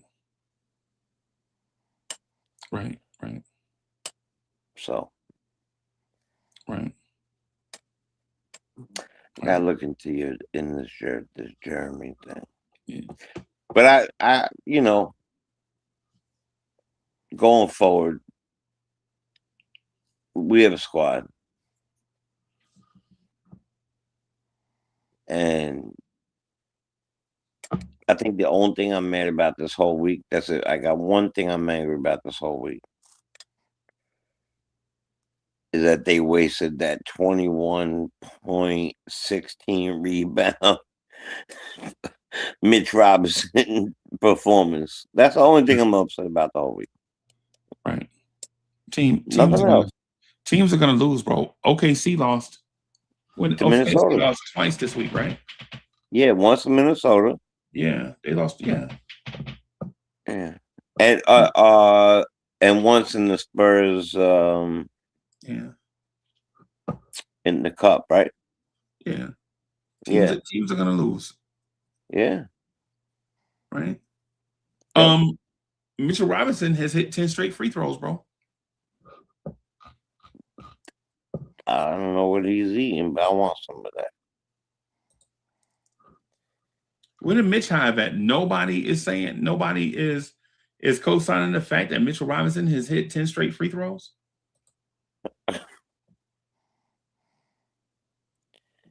Rebound like a monster. Yeah. Yeah. Yeah. I mean, yep. my guy Go ahead, pardon me, fam. Go ahead. No, go ahead, bro. Calling for the alley-oop, hands up, reaching, pointing towards the basket. Calling for the pass. Doing what I asked him to do and turning around and calling for the ball. Looking for the lead pass. Right. So now he's not you know, we were happy when Mitch was getting 2 points, 4 points, and 17 rebounds in 15 minutes. Now he's playing 20 minutes and he's hitting free throws and pointing to the basket and still getting the same 17 rebounds. And except you could add some points and free throws and new things to it. Right. Wow. I mean, that's like getting an extra Mitch. You got a Mitch, you got the Mitch, and now you got an offensive Mitch. Right. And I don't want to jump the gun, but so one of the things about Mitch, though, is if Mitchell Robinson, and this is in chat, I got to start to, and so I got to start talking about hoops, right? So I got to start talking about hoops. Hey, Tori B, hey, if this get too boring, let me know, right? But I got to talk about hoops, right? So the fact that Mitchell Robinson hit free throws, one, because this is a long thing I got to say, y'all, but I got to say it, right? The fact that Mitchell Robinson shoots free throws, one, stops teams from doing that stupid hack a Mitch thing. Yep. First and foremost, right? Yep. Because nothing is worse than the Knicks being on like a 23-9 run and the camera zoom up court and you see some goofy holding Mitchell Robinson. Snuggle. And you're like, oh, they doing that. And you like, man, they doing that. Come on, man. It takes the offense totally out of rhythm, right? And it's not Mitch's fault, right? The teams want to do that, right? Yeah. And it's not Mitch's fault that team went, because teams want to win and they just trying to strategize, right?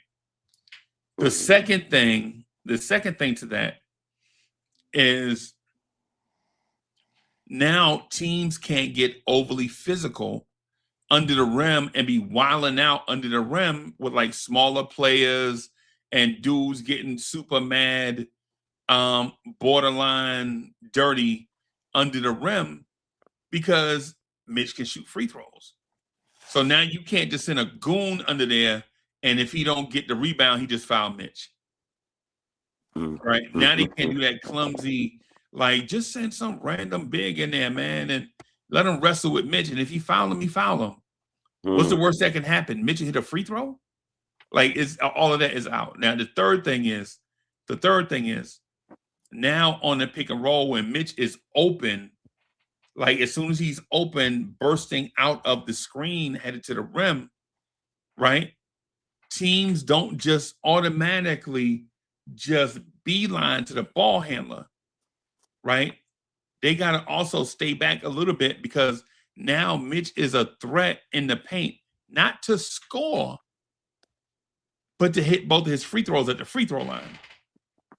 Yep. Right?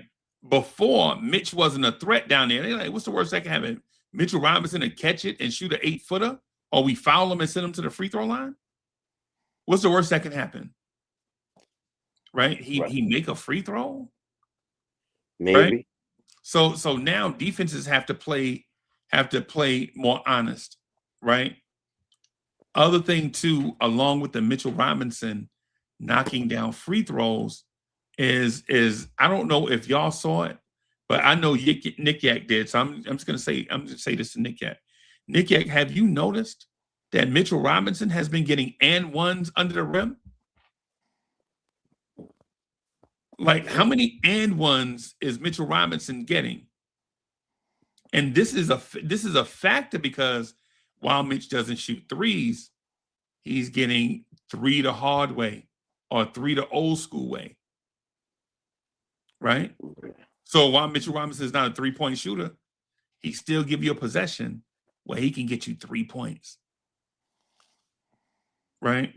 And so while that doesn't make sense totally, you probably have to watch the game to see it. Right? But defenses have to play you differently in a way, right? No big deal. No big deal, right? Here's the fourth thing I want to mention. with Mitch and Cat on the perimeter, and guys are coming up to get into Cat's driving lane.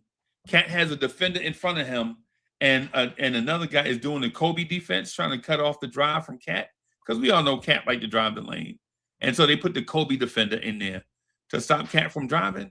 Well, when Mitch is there, Cat can make the pass to Mitchell Robinson in traffic. You know how we know? We've seen it already. We've seen it already. And so while it seems like the only thing about Mitch hitting free throws is the scoreboard changing, it doesn't just affect the scoreboard. It has a cascading effect, a butterfly effect on all facets of the game. Right? And I'll tell y'all something else funny too. Also, what other Nick on this team is in the middle of knocking down 10 straight free throws? Is there a Nick right now in the midst of knocking down 10 straight free throws or more?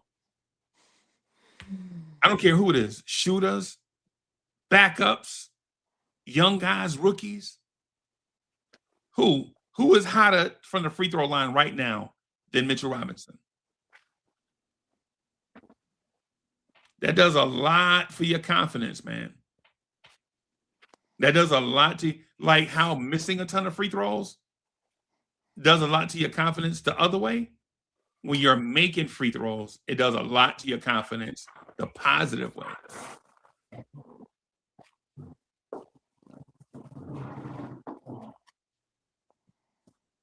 That's all I got, y'all. I just wanted to throw that out there. Hey, Tory BJ, did I get too wordy with that? What y'all think? No, I'm still waiting for a little bit more. I think you're on a roll. Keep going, bro. Like we've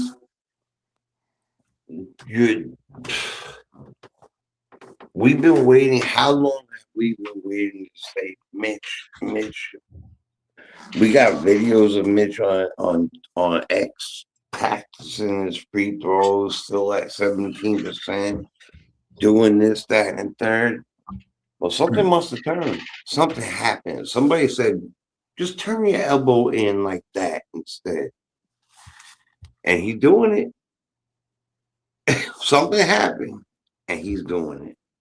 Yeah, maybe it's confidence. I don't know. Maybe it's just a confidence thing. He just said, you know what? I can do this. Right. I think what you said was you nailed it. Yeah, and so I'm not, and so the talk I'm talking is gonna make me sound like a homer, right? People are like, man, he just a content creator. You know what I'm saying? He just trying to do these things. Nah, I don't do this stuff for likes, bro. You know? Hey, yo, I don't do this thing for likes. I do it about the conversation. You know what I'm saying? Like, what are we really even talking about? Like, why are we not giving Mitchell Robinson his flowers for evolving into this version of Mitch during the season? Like, people want me to give Mitchell Robinson flowers over nothing. They're like, hey man, did you see that block Mitch had at the rim? Bro, he's 7 foot. That's what he's supposed to do at the rim. Right? I mean, what? But when he make free throws and all these things and show that explosion out of the roll and grab 15, 16, 17, 18, 19 rebounds, bro, you like, yo, this dude is a franchise level player.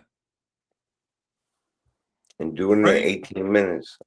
Yeah, man, like somebody was talking to me about Mitchell Robinson blocked the shot. I was like, man, so what? Jalen Brunson had 2 blocks the other game. Jalen Brunson had 2 blocks against Indiana, I think. Those type things, I ain't like, But Mitchell Robinson getting and ones at the rim and sealing it with the free throw, right? And sealing it with the free throw. Now he's adding these 3-point possessions, just like Jalen Brunson hitting a 3. It don't look the same in the scoreboard, but on the scoreboard, it looks exactly the same. Right. It's a 3. Yeah.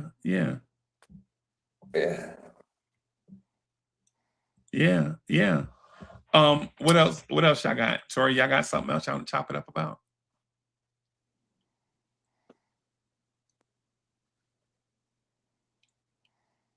Jay, you want to talk? Well, I was gonna talk to the chat about the Wale album that came out like 5 weeks ago. To me, is probably his best work, but I'll save that for Echo in Essence. I mean, look, you could always talk hip hop with me. I'm down for that too. Believe me that. But look, let's just. I'm gonna put a little for my take, you know, for this portion of that. We got a man at the end of the bench. He's a Knick. You a Knick fan? Root for the man. Right. Clap for the man. Right. You know, baseballs and sports are fickle. Fans are fickle. Right. You remember Lindor when he first got there? He got booed the whole first 2 weeks. Yeah. Now he's their favorite player. Can't do wrong ever. Right. So if this man goes out there and he hits a 3, clap for that man. Right. That's it. How about that? Just leave it like that. If the kids get a chance, clap for them. Right. And when Mitch hits 10 free throws straight, play lotto. Yeah. Because the luck is going around. You think? Yeah. Or just hope he goes 8 for 10 at least the next time.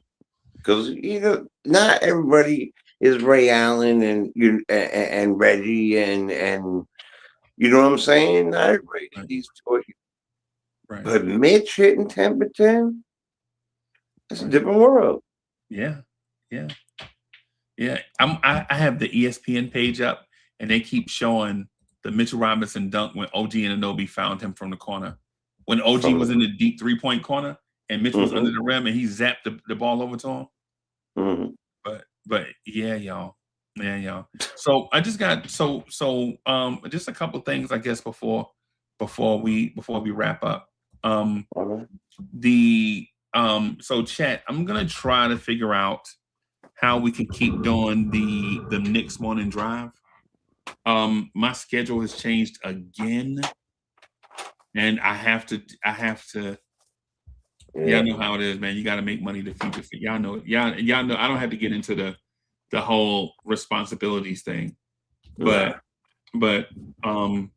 if I'm able to do it, it'll probably be a little bit earlier, right? Like instead of like 8 to 9, it'll probably be like 7:40 to like 8:40 or something like that, right? Something like that where I can.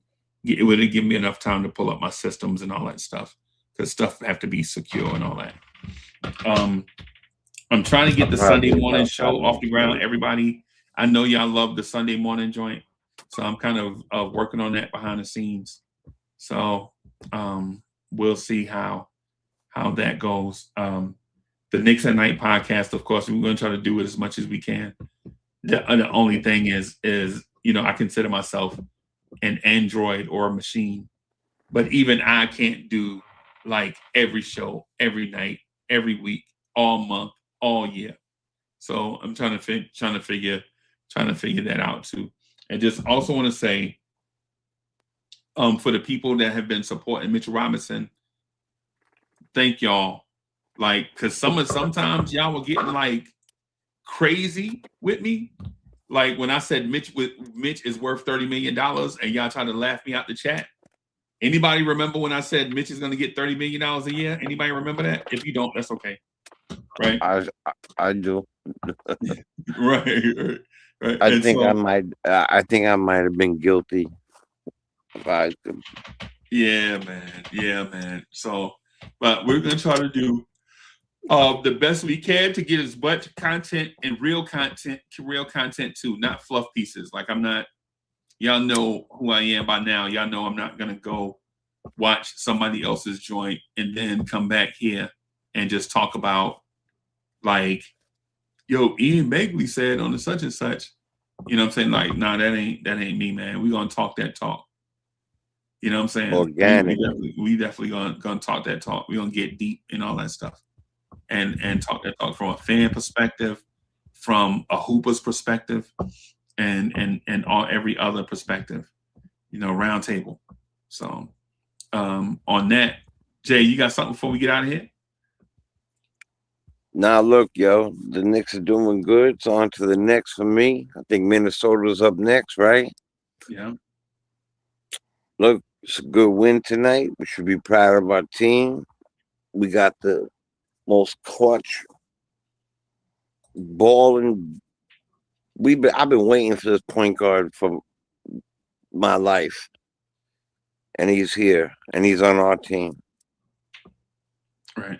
Yeah. I'm not even. You know what? I'm not even concerned about anything. So when you say no trade, I don't have to agree or disagree about it. But when you say Brunson could shoot, and let him shoot, I'm in lockstep, because the other stuff don't really matter because it's not hurting us. Yeah. So, yeah. Listen, I know that we'll see you. I don't know, if I'm definitely gonna see everybody, but I hope everybody stays safe, stay warm. Yeah, these check on your people. Yeah. Check on your people. Yeah. Holiday season's not for everybody. Yeah. But the Knicks are for us, right? So, look, we got it on Christmas. We got Minnesota. I'm hyped, bro. I don't know. Yeah. If you're not hyped right now about the Knicks, they got medications, I think, for that. I'm not sure, but right. Well, it's all good.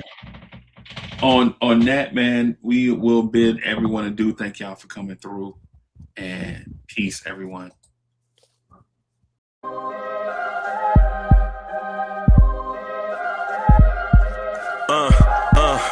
I rank where the view is nothing less than phenomenal. For how I express and project from my abdominal. The only view better, both my daddy and my mama know. No living parents, my sons give me balance. My wife is my serenity, this mic is my identity. The world is fouling up.